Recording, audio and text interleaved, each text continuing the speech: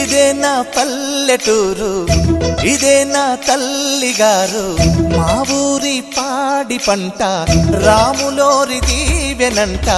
తల్లి గోదావరి నీళ్ళు కడిగ సీతమ్మ పాదాలు, ఊరంతా హాయ్ హాయ్ హాయ్, మనసంతా హాయ్ హాయ్ హాయ్.